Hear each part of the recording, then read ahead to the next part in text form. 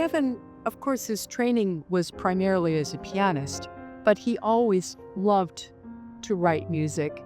I would say that he got really serious about it after he was diagnosed with HIV. He wanted to leave a legacy. He wanted something lasting. And I think that he did really well with that.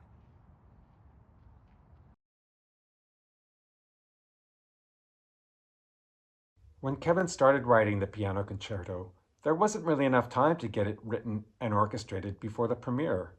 I don't know how he did it. I don't even know if he knows how he did it, but somehow it happened.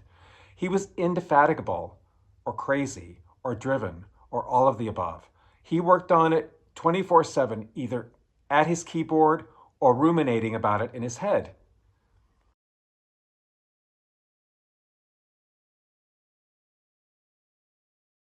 So one night I was driving home from band rehearsal, listening to June LaBelle on the classical station in New York, and she's interviewing a young man named Kevin Oldham, and they were talking about his musicianship and how he had his debut at Carnegie Hall and how amazing he was at the piano, and that he was going to have the debut, the premiere of his piano concerto with the Kansas City Symphony Orchestra, and it was only 2 months away. And she says, "Oh my God, that is just around the corner." And he said to her, "No, it's not around the corner, not when you have AIDS. For me, 2 months is a lifetime." He then played the second movement of the concerto, and that's what I heard. But he played it on the piano because it hadn't been performed with an orchestra yet. He played it on the piano, and what I heard in that 5 minutes of music was the hope and the loss of hope, the love of life and the life that's going to be taken away.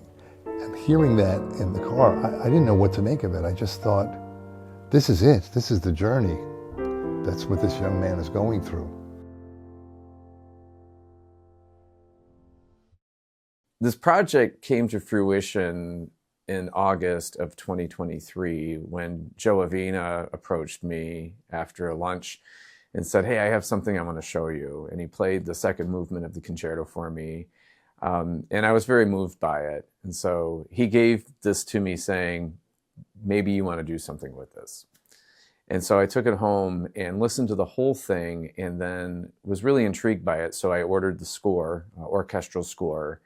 And from there, I studied it a bit and then decided like, oh, this could really work well, having seen the orchestration for a wind ensemble or a concert band. So then I received the proper permissions from the publisher to have it done. This whole thing had a life of its own. So once Joe gave me permission to move forward with the project through his generous donation, I got on the line real quick with Steve Cohen, who was the original orchestrator. And his response was, "How in the heck did you find Kevin's concerto?" And I'm like, well, I told him the story of Joe. And I said, I'd really like to get this orchestrated for a concert band. And he's like, "I'm very interested in doing that for you."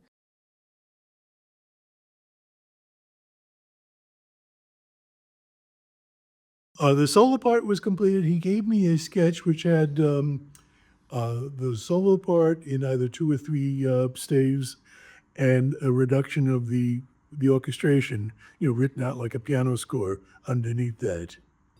And he would mark up the score in pencil with how he heard it. Oh, I want to hear an English chord with this, or I want this dark, or I want this light. I could tell that his instincts were like right on the money. Because I've looked at music, that's how I hear it too.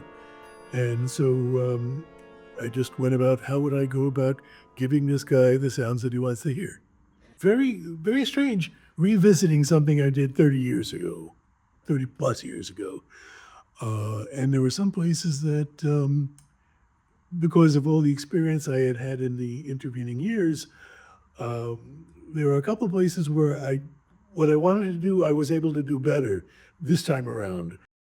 As I mentioned, this is in 3 movements, and what Kevin's done here is in the first movement, he's giving you his elegy. It's about what he's going through. It's dark, it's foreboding. He knows that his life is near an end.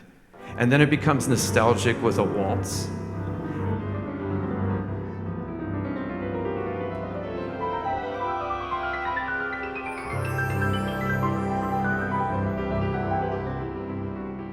And then it moves to happier times when he was just the virtuoso he was.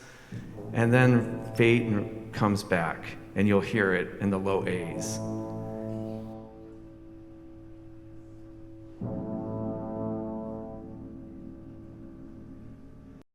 And then there's a moment of acceptance.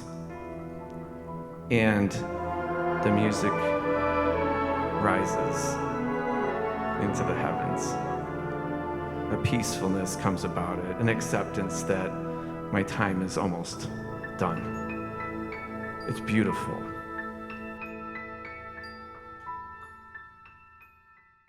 And then the second movement is a love song, plain and simple. A love song to his partner, to the world, to his friends, his community, to all those that passed. And then the third was a party, because Kevin evidently was the life of the party. This guy would walk into a room and light it up. And he liked anything that was louder, faster, harder. He played all the big time concerti that some pianists just wish they could touch. He couldn't get enough of it. And so we go out with a celebration. So very excited for you to hear the premiere of this work. So without any further ado, please welcome to the stage our soloist this evening, Kim Davenport.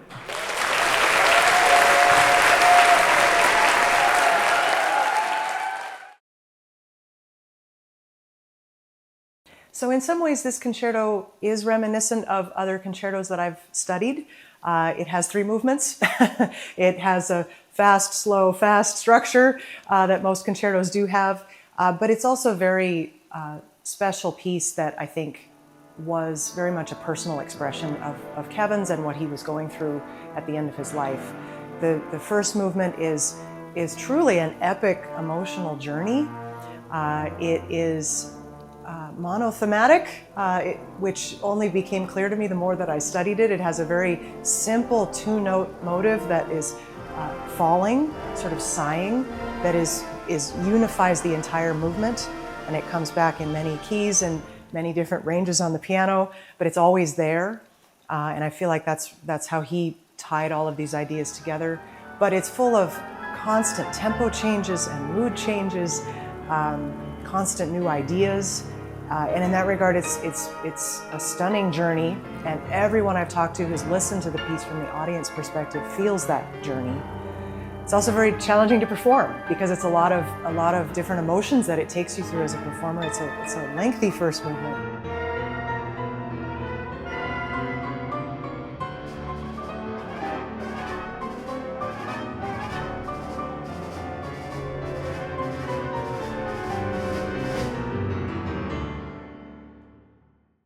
And then he follows that with this just truly intimate, simple, lovely second movement that's relatively short by comparison, just beautiful, just touching. And as a performer, you're holding this thought that the third movement is coming. It's very, very difficult. It's one of the hardest things I've ever played technically, just in terms of the sheer speed and technical requirements of it. And I just needed to hold on to the thought of Kevin liked to party, Kevin liked to play fast. This is Kevin's voice coming through, and I want to do that justice. That inspired my practicing, all the hundreds of hours that had to go into that movement. But all in all, the statement the piece makes is powerful on so many levels. It's a pianistic tour de force. It's exciting in that regard. It's also full of emotion. It's telling a story. And I think it's a rare opportunity to get to perform a piece that does all of those things. And for the audience to get to experience all of those things in one piece is very special. I have to tell you that I've been with this music for over 32 years, and if I hear like that middle movement, it still makes me cry. I should be immune to it after all this time, but I'm not. It's that strong, and it's that communicative. I hope that people will continue to be interested in it and to because it's a really good piece. It's a young person's piece. There's a lot of fun stuff in it, and there's a lot of, as I said, authentic sentiment in it, particularly the second movement. But yeah, it does take a lot of jobs. He did not write easy music. On the day of Kevin's performance with the Kansas City Symphony, he was thin. He didn't look fantastic. And a group of us held our collective breaths, not because we didn't think he would be able to make it through it, really because we really hoped that he would have enough stamina and endurance and give the kind of performance that he wanted to give so as not to beat himself up afterwards when listening to it, which he would, because he was a perfectionist and he wanted to give the best performance he could possibly give.